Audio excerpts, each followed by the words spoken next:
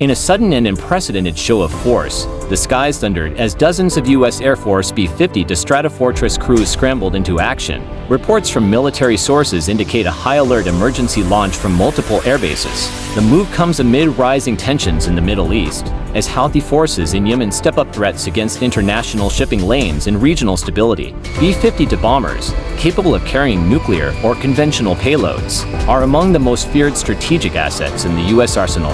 When these giants take off en masse, it's not a drill. It started with a low rumble distant at first, almost imperceptible, but within minutes, the sound grew into a deafening roar that rattled windows, shook the earth, and sent flocks of birds scattering in every direction. From the tarmac of multiple U.S. Air Force bases, an extraordinary sight unfolded. Dozens of B-52 Stratofortress crews rushing to their aircraft in an unmistakable elephant walk formation. This was not a routine training exercise. This was something else entirely. Ground crew members moved with precision, guiding the 8-engine behemoths into position. The smell of jet fuel filled the air as the massive bombers powered up, one after another, ready for immediate departure. Military observers watching the scene knew instantly, when B-52s launch in numbers like this, it's a sign of high-stakes readiness. With the Houthis should be nervous for years. The Houthi movement, formerly known as Ansar Allah, has operated primarily within Yemen, fighting against Saudi-led coalition forces while also threatening international shipping in the Red Sea and Gulf of Aden. In recent months, however, the group has escalated its activities. Attacks on oil tankers, drone strikes, and attempts to disrupt maritime trade have drawn the attention not just of regional powers, but of Washington itself. And now, with intelligence reports suggesting an imminent threat to U.S. and allied assets, the Pentagon's decision was swift, put the world on notice. B-52 bombers are not tactical strike aircraft, they are strategic assets, designed to carry nuclear payloads or massive conventional weapon loads over intercontinental distances. Their presence alone can change the calculations of any adversary. For the Houthis, whose capabilities revolve around short to medium-range missiles and drones, the prospect of facing an airborne fleet of B-52s is more than a military challenge.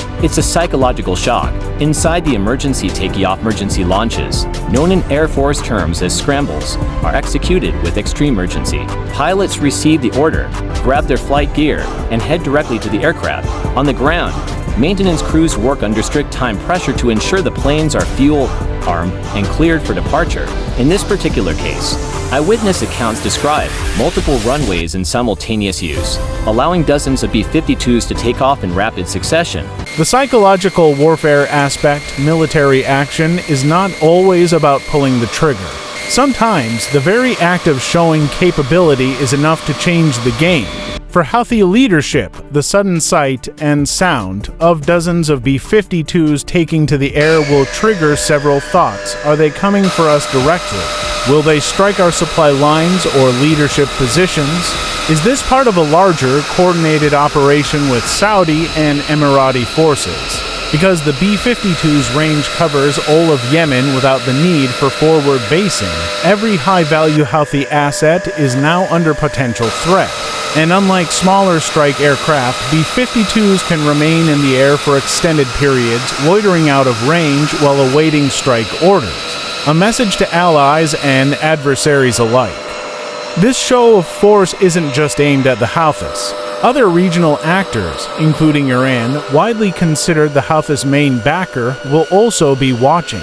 For allies like Saudi Arabia, the UAE, and Israel, the sight of America's heavy bombers taking flight is reassurance of Washington's commitment to regional security. For adversaries, it's a reminder that U.S. global reach is not theoretical, it is immediate and overwhelming. Lessons from history. The U.S. Air Force has used large-scale B-52 deployments in the past to send strategic messages.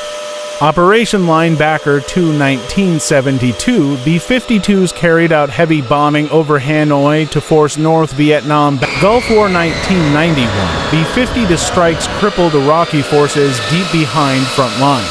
Operation Enduring Freedom 2001, B-52s delivered precision and saturation bombing in Afghanistan during the initial stages of the war.